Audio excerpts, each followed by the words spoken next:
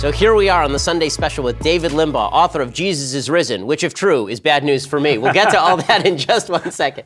But first, let's talk about your time in the grave. You know, occupying that basement condo. Life insurance is a deeply unfun topic. Most people don't like thinking about dying because it's depressing. They actually don't like thinking about life insurance either. But having life insurance feels great because if you're going to plot, you may as well not leave your family bereft, and getting that peace of mind doesn't need to be complicated. Policy Genius is the easy way to get life insurance. In minutes, you can compare quotes from top insurers to find the coverage you need at a price you can afford. From there, you can apply online, and the unbiased advisors at Policy Genius will handle all the red tape for you. They'll leave you free to do the things you actually enjoy, like, not dying. And Policy Genius doesn't just make life insurance easy. Whether you're shopping for disability insurance to protect your income, or homeowners insurance, or auto insurance, they can help you get covered fast. If you've been intimidated or frustrated by insurance in the past, give Policy Genius a try. Just go to policygenius.com to get your quotes and apply in minutes. You can do the whole thing on your phone right now. In fact, you probably should. Just hit pause, go to policygenius.com, get that life insurance right now. There's no reason for you to die and leave your family without any money at all. Go do the responsible thing. Policy Genius, the easy way to compare and buy life insurance.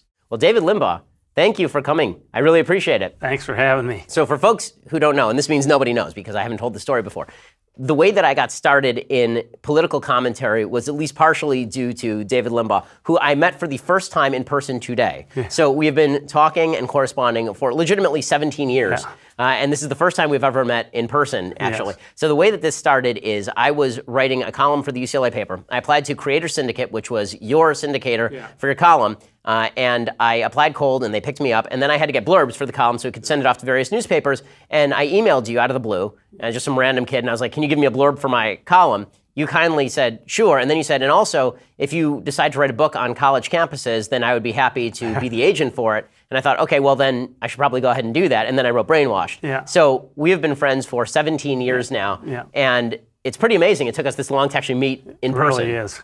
I don't mean to put you on the spot, but tell us the story of how we met. That's more specific than I remember, but that's exactly right. And I don't remember actually engaging in solicitation for your legal business, but I did want to encourage you to write. Amazing prodigy. And what has always amazed me too about you is that you didn't take off in an explosive way until maybe, the last year or two? 5 years, maybe, last 4 or 5 years, yeah. And maybe the Piers Morgan thing was the catalyst. Exactly, like 2013. Yeah, that's how fast time goes. But haven't I always told you that it's going to happen? Many times. And so it's gratifying. I loved it. And I don't take any credit for it at all, but I just love having been present as this thing Well, you should take some credit for it because David was one of the people who, when I felt like crying because I wasn't actually progressing at the speed at which I was hoping to, David, you were always one of the people who was telling me that stick with it, everything's going to be okay, people will eventually come around. Yeah, and our mutual friend Ann Coulter wanted to get you on the Supreme Court. I had a different path for you. Okay, so let's talk about ways that the church and synagogue have screwed up. Because if you look at religious observation in the country, it's been markedly declining since the 1950s. The number of people who are affiliated with an official religion is much lower now than it used to be. People say that they are spiritual but not religious, which is the most empty phrase that I could possibly think of. Absolutely. It's like you get to say that you believe in God without actually having to do anything about it. But it seems to me that there are three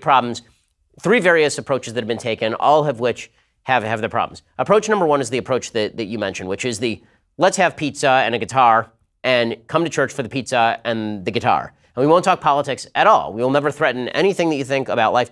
This seems to me the direction in which a lot of churches have gone, thinking this is going to draw in young people. Yeah, right. Young people don't want that. Young people want eternal values. They want to know why they're here and not in a movie right now. Yeah. They want to know what it is that makes church special, what it is about our 3,000-year history in Judaism and 2,000-year history in Christianity that makes it worthwhile to give up your Sunday morning when you could be out playing video games. Do you think that the churches are doing a good enough job of leaving behind that sort of soft approach? Because I think that too many of them are falling into this in an attempt to fill the pews in short order without actually getting to the root of the matter. Yeah, and I agree, and it worries me that, you for example, a pastor, a preacher, has got to be willing to talk about sin from the pulpit.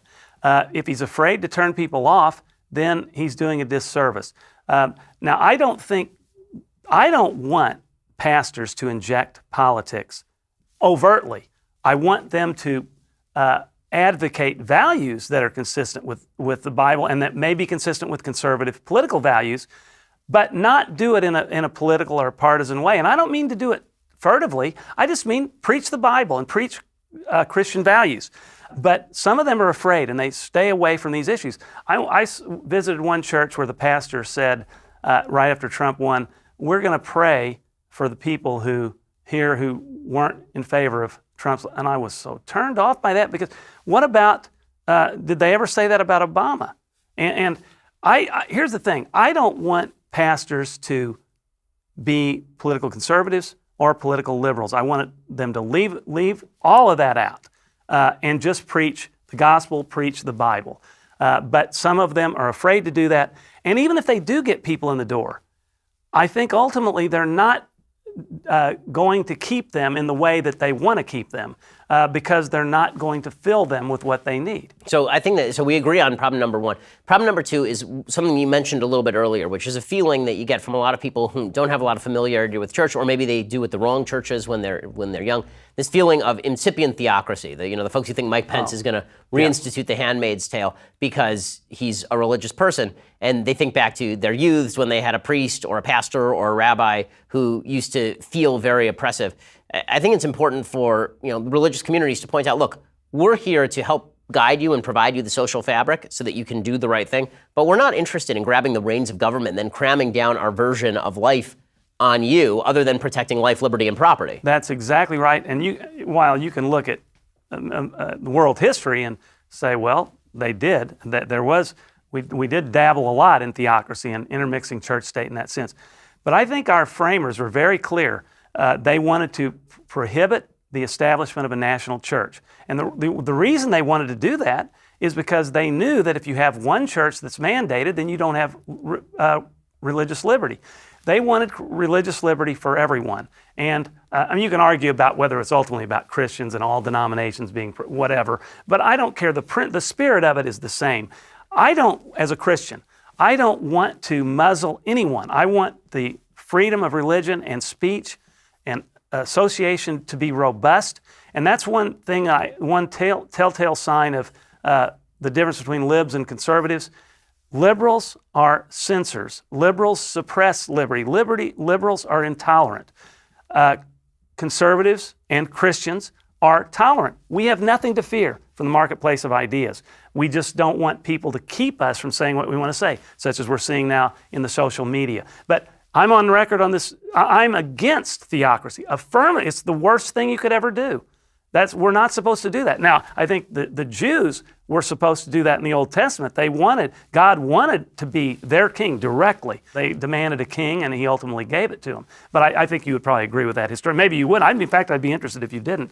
But Christians for sure and Jews today, we don't want theocracy, do we? No way. Right, and well, even in the Old Testament, God is really dicey about kingship and monarchy. Yeah. Right? I mean, Samuel is really not happy with the concept of the Jews wanting a king. That's right. That's my point. It's supposed to be a much more direct relationship between people and God without this sort of intermediary cramming things down from the top. It's supposed to be a relationship between God and his children as opposed to somebody who's actually the enforcement mechanism for God from the top. That's a point. So even that theocracy was not what we think of theocracy today. Right. And that theocracy existed in a different setting and at a different time, obviously. Yes. There are many rabbinic responses to specifically this issue because Jews have never been in control of land for a couple of thousand years up until 1947, 1948 again. So then there's the third issue with church and synagogue, and that is, I think, the most troublesome one for a lot of conservatives and Republicans. And it gets into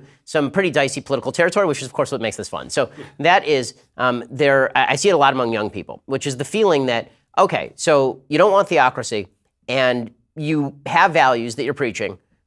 What are you willing to say about politicians who are doing good stuff for you but may not share your values? And this, obviously, I'm referring to President Trump here. There's a lot of controversy over how the evangelical community has treated President Trump, with some people saying that the evangelical community has acted unfaithfully in a certain sense by greenlighting his bad behavior. Other people saying, well, you have to back him. I mean, the opposition is legitimately anti-life. I mean, not pro-choice, but affirmatively celebrating abortion. So how do you separate out the various strands of how Trump should be treated by Christians if they want to reach out, particularly in an intellectually honest way, to young people?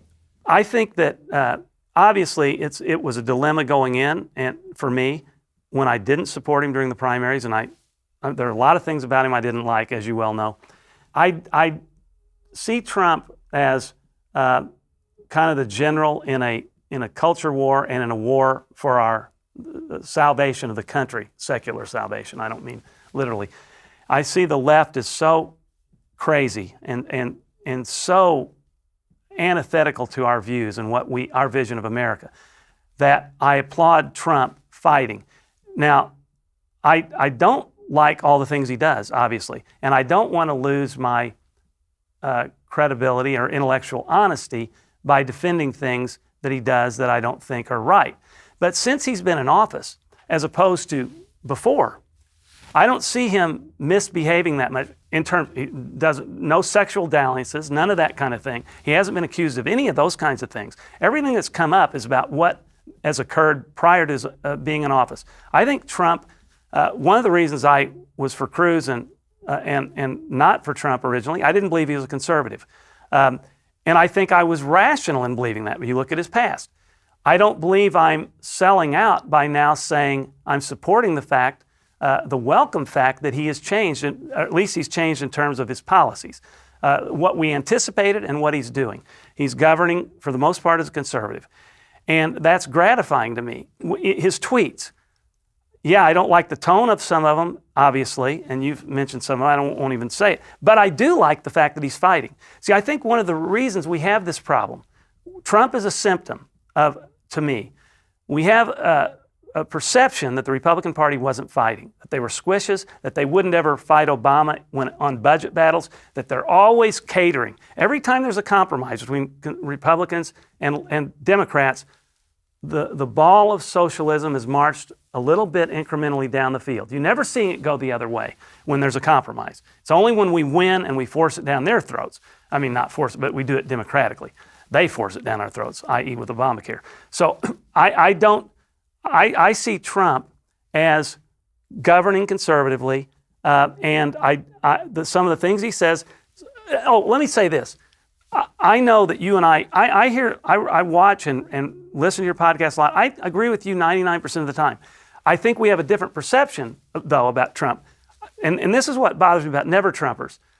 They think we're sellouts. I haven't sold out. I have 5 kids. I have nothing to say. I love America as much as I ever have. I am not offended by Trump's nationalism. I don't see code in Trump's nationalism to white supremacy or alt-right or any of that. Trump and code don't mix. Trump is whatever he says is what he says. And so I don't see any of these sinister motives that Trump has. He may say things that aren't true, but I don't take him that seriously. So as before, some of the things he did, I was just appalled. Now I kind of laugh when I see these videos of him in the wrestling thing. Now I look back at him accusing Ted Cruz's dad of assassinating. I just laugh at that because it's so absurd. And I don't even take him seriously. It was dirty pool at the time. Don't get me wrong, but I just don't see Trump as some sinister guy. I think he's really working for the good of America. And I mean, of all the things he believes, I really believe he loves America. And I don't see a lot of evil in him. And I think as a Christian, I have a duty to support him because he's the guy that's standing in the way he's standing athwart the advance of leftism. Okay, so I want to ask you in a second about the response to that. And this is coming from somebody who has said I'm much more likely now to support him than I was in 2016. Yeah. But first, I want to talk to you about your Second Amendment rights. Gun lovers, listen up. Did you enter to win your brand new gun from the USCCA yet? If not, what are you waiting for? You're about to miss the deadline. What the heck's wrong with you? The Gun a Day giveaway ends very soon. You could get up to 24 chances to win your gun daily, but only if you act right now. It could be 24 Kimbers, 24 Glocks, 24 SIGs, even 24 AR-15s. Just text SAFE to the number 87222 and reveal which gun you could be taking home today. They want law-abiding citizens to have weaponry with which to protect themselves. You could be one of those people. Hurry. These free guns are not going to last long, and today's gun disappears at midnight tonight. The USCCA wants to get more guns into the hands of responsibly armed Americans like you. They're here to help train and protect the protectors. So do not put this off. Don't miss your chance because you could win a new gun every single day. All you have to do is text SAFE, S-A-F-E, to the number 87222 and enter right now. And remember, you only have until midnight tonight to win today's gun. Just text the word SAFE to 87222 before it's gone forever. Again, SAFE, text it to 87222. Text SAFE to 87222. Check it out. The USCC has a lot of fantastic services. You're going to want to be involved with them no matter what, and you have a chance to win a free gun, so why not? Text SAFE to 87222. All right, so the response to that, particularly when you talk to young people, is that some of the language that you're using to describe President Trump is pretty flattering. So you say that he's the general in the culture war, for example, or that you think that he's doing what's best for the country. And the other way of saying it, sort of the other side of the coin, is dude's kind of a schmuck. Right, which is that, like, personally, he doesn't have a history of treating women well. Obviously, he's been very skeezy in his business dealings. He lies a lot. He says a lot of things that aren't true. But he's a perfectly serviceable and better than serviceable vessel for a lot of my political priorities. And for that reason alone, since all the damage that he was going to do has now been done, right? I mean, I was afraid that he was going to course in the public culture, even though it's already coursed. He's done that. It's over. Can't put that cat back in the bag. Yeah. All right. He's going to say things that I don't like. He's done that. Not sure that can be undone. He's going to soul suck the Republican Party. I think he hasn't really done that to too much of an extent. But when you say to young people, particularly, that he is the feeling that he's a great leader, or that he's a good man, or that he's not, or that he's even a decent fellow, like, I don't think that he's a particularly decent fellow. I wouldn't want him as a business partner. I don't think that he's a good man. I wouldn't want him around my wife unsupervised. Yeah. But as a vehicle for my political viewpoint, which is a reflection of my values, I would certainly prefer him in the White House to Hillary Clinton or any other Democrat that they are willing to run at this point, or probably in the near future. So with that being the case, we're both coming at it from the perspective of people who are going to vote for Trump in 2020. But I do wonder if it undercuts the message of people who are value-centric to lead with to what extent do you feel the need to defend Trump as a human as opposed to defending your vote for Trump as a politician? Well, it depends on the charge against him. I think the facts ought to speak for themselves, and on a case-by-case basis. I do believe that he has become more conservative, substantively. I agree with that. But let me tell you my theory why. I don't think he was ever ideological. He did have strong beliefs on tariffs and trade wars and that kind of thing, and immigration. But he hung around New York liberals, and he thought they were nice guys. They were nice to him, and he's very much a product of he responds to people personally, if they like him and all that. And you can say that's a negative, and I understand. But now he sees the left for what they are. And now he sees who the good guys are, and including the Christians. And I actually think there's been a transformation. I don't know about a conversion. I have no idea what he is, where he is spiritually. But I think he's moved in the right direction substantively and ideologically, even beyond how he's governing. I think he's become to see who the good guys are in this existential struggle for America. I don't want to say that to young people or anybody else that if he's doing something wrong, that it's right. I don't want to say that it is. But I might give him some slack on things that I don't take him that seriously about. So if he says, I want to wrestle somebody to the floor, or he talks about, I don't want him to curse in public, obviously. But if he's combative, that doesn't bother me. I want him to be combative because that's what we've missed, and that's why the base is so. That's why they're rallying around him, because they see. I really believe this, that the conservatives thought, the Tea Party thought that there were no leaders standing up for our values and our ideas. Something that does bother me. I am probably as idealistic as you are. I consider myself a constitutional conservative. I was for Ted Cruz because I saw him as the vintage, pure constitutional conservative. Now, I know Trump isn't that, and he isn't the kind of guy that can give me goosebumps about someone who will read constitutional law and all that. And I didn't agree with these people who I argued with during the primaries that we need somebody who's going to come in and break everything to fix it. Because I believe what we needed to do was return to our principles, our constitutional principles. But since he's been in office, I've had a rethinking even of that. I've come to believe, and it may be rationalization, I don't know, I've come to believe that we did need somebody to really shake things up, because I see, if Ted Cruz had come in, and I still love Ted and I'm friends with him, I don't know that the country would have allowed him to do what Trump has done. Trump is so unorthodox. Whether you give him credit for it, just say that his nature as being so unorthodox has resulted in some things really happening. I don't agree with the people who now analyze it. I think they got it right for the wrong reasons. But I think in retrospect, they were right, that we needed to have things just broken. Not our system. And you're going to say, well, not you, but I say to myself, then how do we restore the purity of our system and the constitutionality and all that stuff?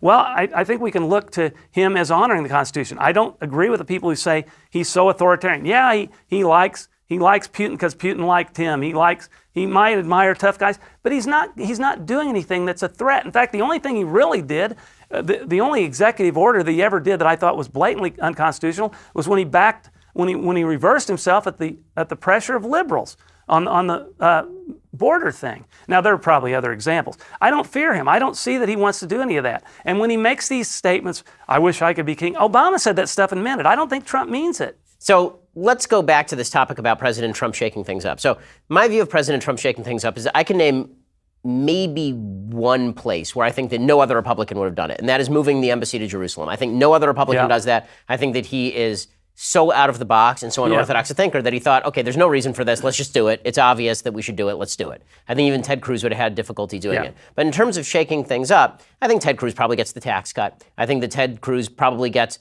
whatever reversal of Obamacare happened because it's just whatever Republican votes are there. I think he probably appoints the same justices, maybe better justices in the case of Kavanaugh. We'll have to see how Kavanaugh goes. So where do you think that the shaking things up has really benefited the country and the conservative movement? When I say, I don't want to make the statement that he could have done it better than Cruz in the sense of, I don't mean he would have advocated better. I just think because of his personality and his charisma, he's able to get things done that Ted might not. They had so demonized Cruz that I think they would have neutered him politically. I don't think he would have backed down one bit. I just don't think he would have. And I don't want to say he's the one exception. I don't want to say anything negative about him because I don't regret my support for him. Right. But I just think in the end, Trump, because of his unorthodoxy, might have, even on Kavanaugh, he defends Kavanaugh. He says, somebody more circumspect may say, we got to wait for the evidence to come in. And Trump waited, but then he finally said, this woman is not telling the truth. Those kind of things, Trump has more courage for whatever reason. You may attribute it to the wrong things, but he's just a street fighter. He's a brawler. And I don't have any problem with that. In fact, some people say we need to fight as dirty as the left or we're going to lose. I don't agree with that. We don't have to fight as dirty, but we have to fight as aggressively and as relentlessly as they do. So how do you think this plays out in 2020? So I will admit that I was a skeptic leading up to 2016, obviously, because the data suggested skepticism. Trump wins this shock victory. My theory is that no one should have to vote for Hillary Clinton. My evidence for that is that he won fewer votes in Wisconsin than Mitt Romney did, Trump did, and won the state. Hillary Clinton lost the state because no one likes Hillary Clinton. And the dirty little secret of 2016 is that it was not, in fact, a referendum on President Trump. It was a referendum on the worst candidate in the history of the Republic, who everyone despised, including Democrats who voted for Bernie Sanders in the primaries. So 2018 comes around, and we get shellacked. I mean, it looks now like we're going to lose 40 seats when all is said and done in the House, which is a shellacking. We are only able to gain 2 seats in the Senate in a cycle where there were 10 Democratic seats that were up for re-election. What is your perspective going into 2020? Are you optimistic that Trump is able to win re-election? If so, why? I'm not optimistic, but I'm not pessimistic. I thought we were going to make it closer in the House, but I don't think we got shellacked from a historical perspective, but we lost way worse than we wanted to, and it looked like we were going to before.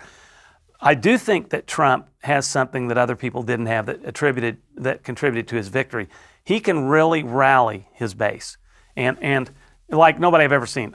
He came to Cape Girardeau for the Hawley rally, and you can't believe the way he energizes people. And he gives a good stump speech and gets people motivated. Now, and we've talked about but I've been reading. Trump can do this with his base, but he has to go beyond his base. I think Newt just says And nobody can deny Newt Gingrich's brilliance, and especially as a strategist. If he really gets the base hyper expanded, we will win anyway. I don't believe that, but I believe again that what the left will probably do in the next 2 years will reveal them more and more for how unreasonable they are and how extreme they are. They might get smart and not be extreme, but we have to have a good economy. Remember, Trump wasn't running. He was and he wasn't running in this election. But these elections weren't nationalized, and the presidential election will be, obviously, by definition. And they're all voting for the one candidate versus the other, as opposed to 435 different districts. I think that he has a very good chance of winning, but it depends on. I saw Steve Deace write a column the other day saying, I'll tell you right now whether Trump's going to win. It's whether the Democrats put up somebody likable. If they put up somebody that's not likable, he'll win. If the person's likable, he won't. Now that kind of goes with your 2016 theory that Hillary wasn't and all that. But I don't think it's that simple. Steve Deace is a very smart guy. But I think that the economy is going to make a big difference, and who the Democrats put up, obviously. But I don't think likability is all there is to it. These people who purported to know what was going to happen a year out, to me that's just folly. You can't, things can change overnight, and we've seen it literally change overnight. I think we've got to do much better messaging going forward. And I wish there was a way that you could have the good Trump without the bad Trump. When I say the bad Trump, I'm talking about the shooting himself in the foot on certain of his tweets. But I like a lot of his tweets. He can, like I say, he can be combative without being personal. I mean, he can even be personal as long as he isn't rude and insulting in ways that he shouldn't. Right. be. I mean, I've suggested that we actually create a fake Twitter app and we put it on his phone, and then we can actually screen his tweets. He actually tweets it out. It gives him fake feedback. He thinks that it's real feedback, and then he goes around the rest of the day all happy, and it never sees the light of day outside of the White House. Like, something like that, because obviously I agree. There are a lot of great benefits to a guy with as much charisma, as much magnetism. I mean, the guy can bring a spotlight like nobody in the history of American politics, clearly. And having all of that without the downsides of saying whatever fails to be caught between his brain-mouth filter would definitely be a good thing. Well, I don't have as jaded a view as you do of him. I probably did during the primaries. I don't see him as a person that is just all negative and all. I see, you got to remember something else. They have attacked him so much. And yes, he's, in one sense, thin-skinned, or whatever you want to call it. But he's legitimately responding to a relentless assault. No question. Personal assault. And so he's defending himself, and he's got a forum to do it. Sometimes I think he goes overboard, as with the Adam Schiff thing, that kind of thing, even though Schiff deserves ridicule. But he doesn't need to gratuitously put that in. Like a lot of people on Twitter, the urge to be rude and funny, and then you wake up the next day, I wish I hadn't done it. And what I try to do on Twitter is to live a good example and try to be nice to people, even people that are mean to me, but I'm biting my tongue the whole time. You're much nicer on Twitter than I am, for I sure. know, but I don't want to be. My instinct is to go for blood. And I can see Trump, he's a brawler, and he doesn't. But I don't see him as some sinister guy. I see him as really wanting to help the country. Yeah, he gets too personal and stuff. But with young people, I think young people we've got to educate young people to what we face, how they're going to lose their liberties and everything that was built for them if the left continues to win. Well, so this seems like a question as to what the future of the Democratic Party you would hope to see looks like. Because in the one sense, it sounds like you would like to see the Democratic Party reveal their full-scale radicalism for everybody, so that way we have a better chance of victory in 2020. At the same time, if that full-scale radicalism wins out, then you have a full-scale radical Democratic Party in charge of the government. So which direction would you like to see the Democratic Party take? Well, they're impotent now, though. All they can do is obstruct. All they have is the House. And so, no, I do not. I don't subscribe to this view. Let them in charge so they can show just how bad they are and destroy the country. I don't think we have many years left. I don't think we have many chances left. That's not what I mean, but if you had your druthers, would they run in 2020 a more moderate candidate who appeals to the rest belt because you want two viable parties, or would you prefer they run somebody completely radical so that the country can see and then we risk whether that person wins or not? Well, that would be a calculation. If I thought the person could win, I wouldn't want him to run. Right. But I don't believe there's almost any such thing as a moderate Democrat anymore. They build people like that, Sherrod and all that. I don't believe it. All these Democrats vote and enable the radicalism that we see in the country. So I think that that's one of the reasons, I think the things that separate never-Trumpers. By the way, I don't consider you never-Trumper. I'm not a never-Trumper, Yeah, right? I mean, like I was during the election, but to me, just so folks understand the sort of breakdown of what Never Trump is. Never Trump was a movement that existed. It wasn't really even a movement. It was more like a self-definition. In 2016, will you vote for Trump in a general? Will you not vote for Trump in a general? I did not vote for Trump in the general, so I was a Never Trumper. But after the election happened, there's nothing to vote for anymore. Now he's the president. So the question becomes, is he good or is he bad? Yeah. And so I've declared myself a sometimes Trumper when he's good. But also, if you had a crystal ball and you would have governed like this, and then you would have voted for him. Yes. Okay. I mean, yeah. Yeah.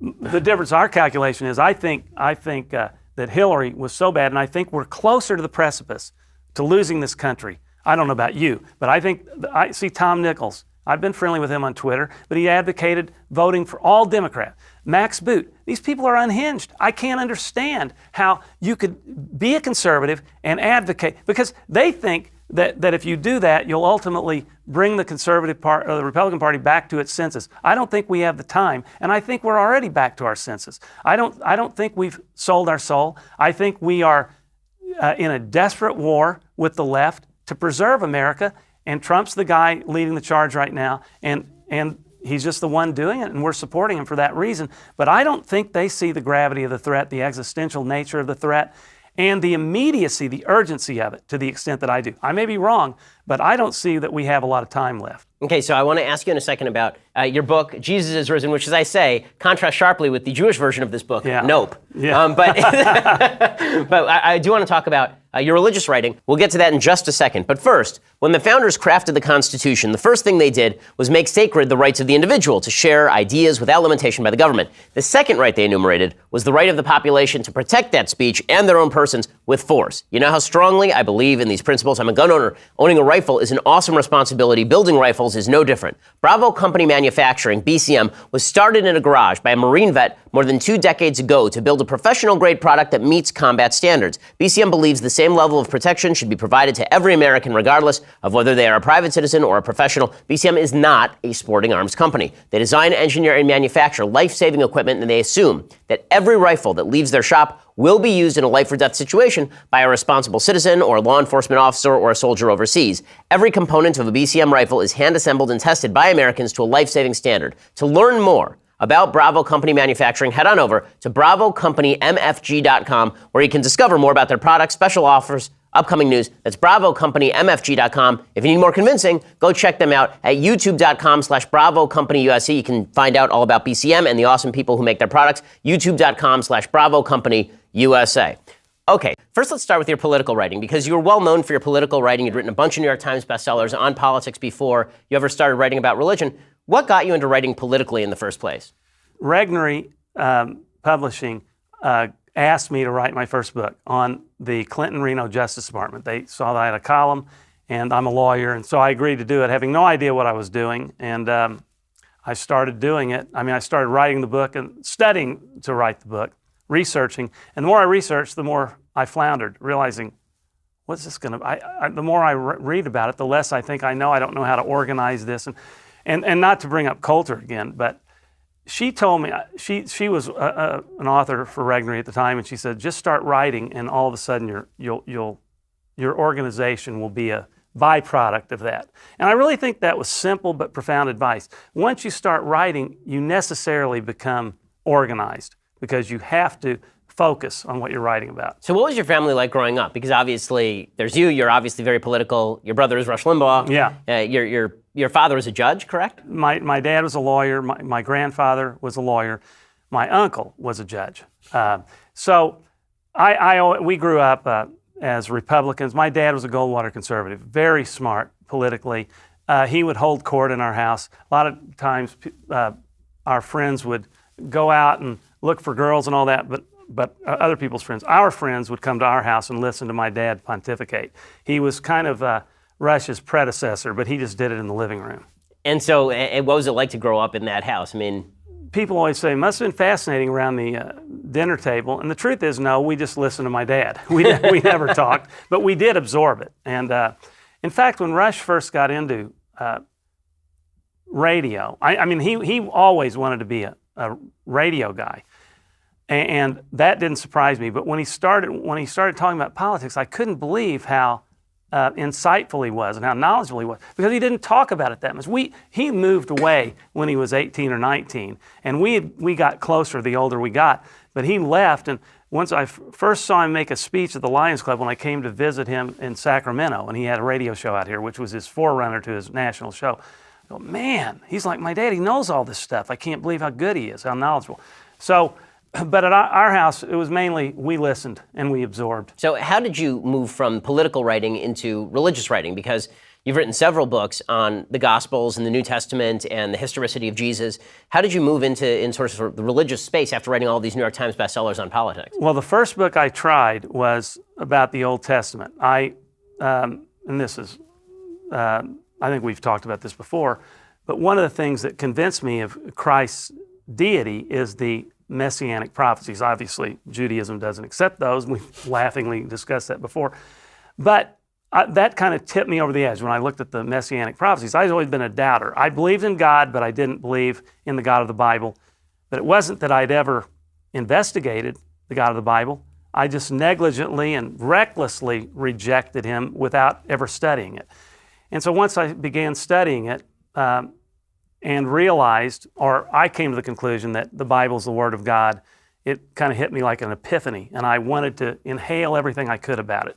And so I started writing a book about the Old Testament, the first 3 books, and I submitted that to a Christian agent, and he said it's a little highfalutin for a person with no credentials, and it's not informal enough for the others, so basically buzz off. And so this was when I was in my 30s, and I was a little bit discouraged, but so I thought, okay, but I continued to study for the next 20 years. I've continued to study pretty intensely Christianity and theology, and it was only after, and by the way, at that point I had no platform. I had no columns, written no books, and done nothing along these lines other than practice law. And so after 5 political books, and a syndicated column for 15, however many years it was, I decided to revisit this. I still didn't know if I had the credentials. I mean, I knew I didn't because I'm not a pastor and all that. But I felt like there are so many people that are not, that don't hear the message of theologians and pastors. They don't have access to some of the great writings that I do. And they don't read apologetics. And I thought, well, I can bridge this gap between for the lay people, and I can introduce them to all this research and all the things that finally convinced me. So I wrote the first book, Jesus on Trial, as a chronological history of my faith journey, and also as a book on apologetics. And then I continued after that into the Emmaus Code, and then the last book before this one was The True Jesus, which was about the Gospels, where I just consolidated all 4 Gospels into one running narrative and had commentary along with it. This book, Jesus is Risen, follows the Gospels. It's the book of Acts, which is the history of the early church, and 6 of the Apostle Paul's 13 epistles. So it's really not a history of the church. It's a history of the church insofar as it tracks the Bible. What this book does is track those books. Every verse in the Bible, either stated or paraphrased, and then a commentary with some of the great Christian thinkers, and then my own insights. So where do you think the real gap, since you're very familiar with the Old Testament and the New Testament, where do you see the real differences philosophically coming in between Old Testament religions, Judaism, and the New Testament? Because there seem to be a couple of different views about this. One is that Jesus radically shifts kind of the narrative of the Old Testament in a different direction. One is that he comes to complete the law, and so it's more of a newer and more complete gloss on the Old Testament. But where do you see the differences between Old and New Testament? Okay, I believe that the Christian theology believes, and I believe, that the New Covenant supersedes the Old Covenant. But the New Testament doesn't supersede the Old Testament. It is the second part of a 2-part story of God's salvation history. And, I'm amused by all these secular critics who say, Jesus is all salt and light and love, and he never got mad, never reprimanded anyone. And what they don't realize is if Christian theology is true, the Bible, the God we worship is triune. And so Jesus was with the Father and the Holy Spirit at the creation. So of course he embraced everything in the Old Testament. And it was intended to be. And the Jews were the chosen people, are the chosen people. And of course, the Christian view is that they're the chosen people to bring the gospel ultimately to the rest of the world. They anticipated a Messiah who would be a political deliverer or a military deliverer. And they, according to Christian theology, not through their own fault, but misapprehended what the Old Testament scripture was saying. What it was really saying is Christ would be a suffering servant and he would die for his sins. So when he died, not only did he not deliver a political victory, he was humiliated and didn't even lift a finger to defend himself. And he died, and even some of his disciples at that point, Peter denied him after he died, even after having lived with him and seeing all his miracles. It wasn't until they witnessed his bodily resurrection that they were transformed from cowards and skeptics to bold proclaimants of the gospel.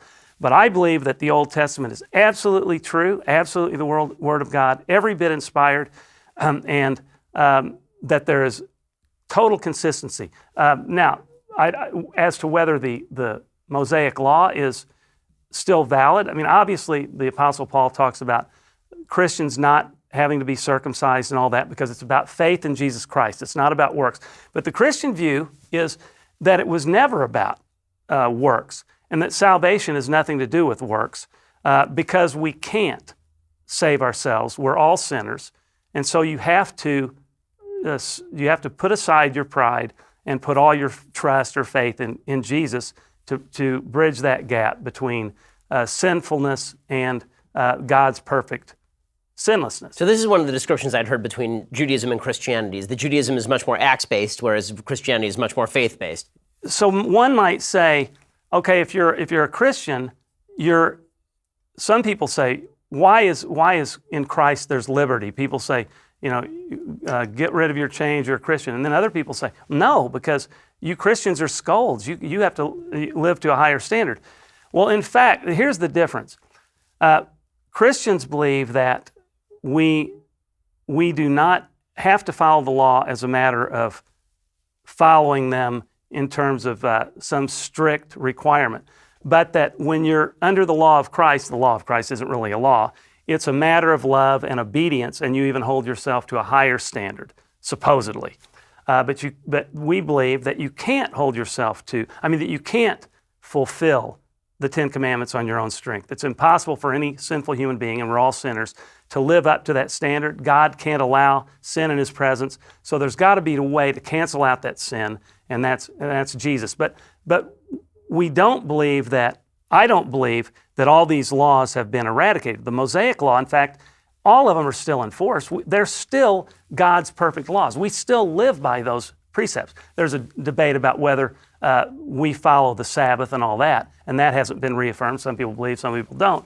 But basically, those were God's laws. They were perfect laws, but the Christian view is they couldn't deliver salvation. They were to demonstrate to people their inadequacies. So the law was given to show people how they couldn't live sinless lives, and that would draw them to Christ. It's more complex than that. So in this view of Christianity, is it better to be a sinner with faith or a saint without? So you're a person who fulfills you're a good person, you fulfill all 10 commandments better than most people, but you don't believe in Jesus. What does that mean in the Christian faith? The Christian faith is that salvation is only through Jesus. Now, when you say better, I think there's a lot better acting people that aren't Christians, a lot of non-Christians who are better acting than I am. So I'm not making that. And I don't like this judgmental stuff that some Christians have. And one of the things that turned me off originally, the scold aspect. But the theory is that when you accept Christ and you're converted, you're justified. And that upon that moment, you're freed from the penalty of sin. So for salvation purposes, when God looks at you, he doesn't see you, he sees Christ's sinlessness. He can't see you. Spurgeon, one of the great British pastors, wrote about this. God can't help but when he looks upon you and you've accepted Christ, all he can see is his Son. That's for salvation purposes. But also something happens when you accept Christ, and that is you're also freed from the power of sin, meaning the Holy Spirit begins to indwell you and empowers you to combat sin on a daily basis.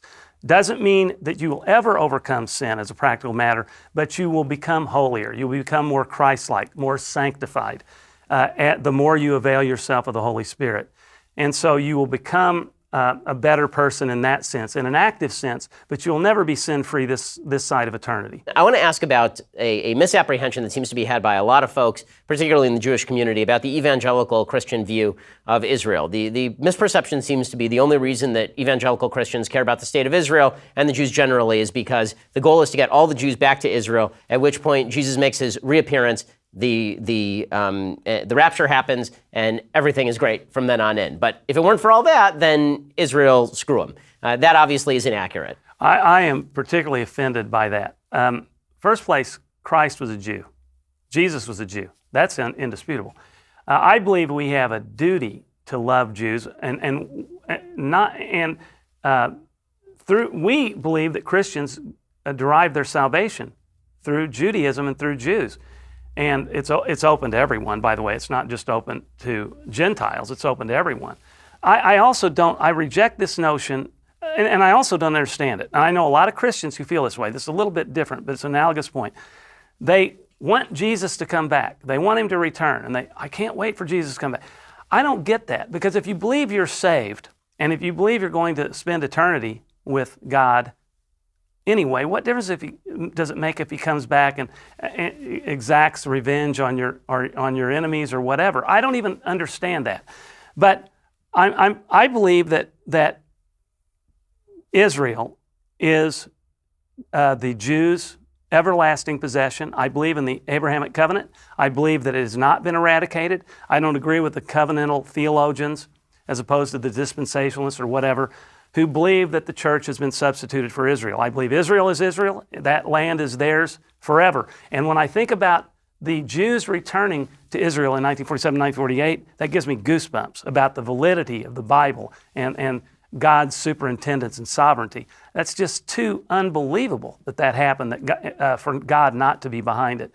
And I believe that those who bless Israel will be blessed. Those who curse Israel will be cursed. But I don't even have to, my allegiance to Israel and to Jews isn't because I'm afraid I'll be smacked down. I believe it's just part of it. I have an affinity. I'm not trying to patronize you, but I've felt that way since. And I think believing Jews feel that way. They can sense it. The idea that we want to usher in this end times and expedite the rapture. I know there's some Looney Tunes out there that have that. And some people, I guess, but I don't know anybody, nobody that I respect wants to do it for that reason. They want to do it because they're so sick of how crazy the world has become, and that I can understand, but not for the sake of ushering it in for any other reason, and not for utilitarian purposes about the Jews. That's pretty cynical. But I know, I'm not saying you're cynical. I know it's true. There are a lot of misapprehensions about all of this, and I think that it's really important to elucidate that, because when I say it, people don't believe it the same way they would from somebody who actually studies this stuff. Right. So we've spent a lot of time talking about sort of the divisions between Christianity and Judaism, but it seems to me that right now in the United States and more broadly, the grave division is between believers in the Judeo-Christian value system and everybody else. That they're right now, there are a group of people who believe that essentially the values of the Bible are the correct values as filtered down through thousands of years of thought, history, and evidence, and that is what has created Western civilization. And there's a whole other group of people who believe that Judeo-Christian civilization basically stands in the way of progress, and that all of the hallmarks of Judeo-Christian civilization have to be obliterated in the name of that progress. And this seems to me to mirror a lot the division between right and left. What do you make of that generalized thesis? Totally agree. I think that the Judeo-Christian tradition is what has given rise to this unique system that we have, this unique country, the freest, most prosperous, most benevolent nation in the history of the world. And if I had to, we could go in and we could talk about how the majority of the founding fathers were strong practicing Christians. There's debate about that. I mean, some people point to the high-profile Ben Franklin, Thomas Jefferson, who are arguably not strong Christians. They might have been deists or whatever, but the overwhelming majority of them were Christian, and they believed in the Judeo-Christian ethic. And by the way, just so people don't think I'm patronizing, Judeo-Christian is not some euphemism. I consider it Old Testament, New Testament as a piece. And so that's what we're talking about. And so I think you can look at our founding and trace it. And I also think that the development of all these ideas you can trace back to Christianity and Judaism and Christianity. Okay, so I do have one final question to ask you. Specifically, I want to ask you to give your elevator pitch for why people should go back to church in accordance with your book. But if you want to hear David's answer, you have to be a Daily Wire subscriber. To subscribe, go to dailywire.com, click subscribe. You can hear the end of our conversation there. Well, David, thank you so much for stopping by, and it is so cool that we finally get to meet after nearly 20 years. Thank you so much. Thanks so much for coming in.